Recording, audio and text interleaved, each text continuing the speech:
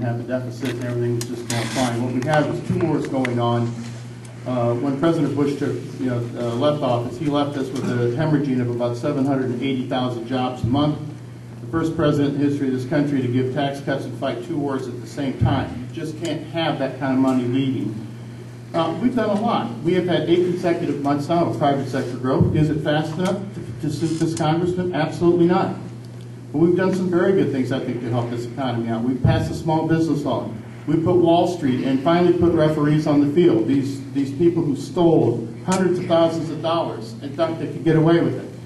We've done other things. We've increased veterans' benefits and health care. That adds up because if somebody doesn't have health care, it adds to the deficit. We've put people back to work. We keep hearing, well, the first one didn't really do anything. Well, tell that to the construction workers that paid almost $500 million for this country and $1.6 billion. That stimulus bill, quite frankly, should have had a lot more money in it for infrastructure.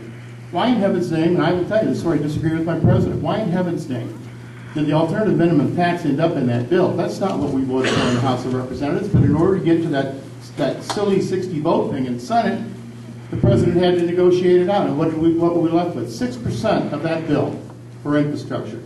We have a highway bill we want to get through. They've already said, you bring it, we're going to try to block it. Put 6 million people to work, $450 billion. We have a paper on that.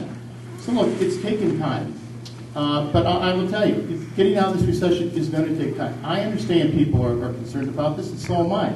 But I think what we've done, in comparison, if you look back and turn the keys back to these folks, I don't think that's the way this country really wants to head. I just don't. Mr. Schilling, again, some voter believes that the Democrats are the problem. Why would you deserve a chance instead of Mr. Hare? 1 minute. Look, we've seen the last several years, actually from 2006, that's when the Democrats took control of the House. And did George Bush spend a lot of money? Yes, he did, and I'm not, I call it the way I see it. But we got to remember that Congress, the Dems held Congress since '06. And it's really interesting to see, because when we look at this district, and we look at this district specifically being number 25, for the most people leaving our district, there's a reason for that. And it's interesting also as how the same people that have been sitting here for the last 20, 30 years are now telling us, hey, I'm here to help you. We're going to get you out of the mess that we created. And that's a huge problem. I'm a small business owner. I understand when you need to quit spending money.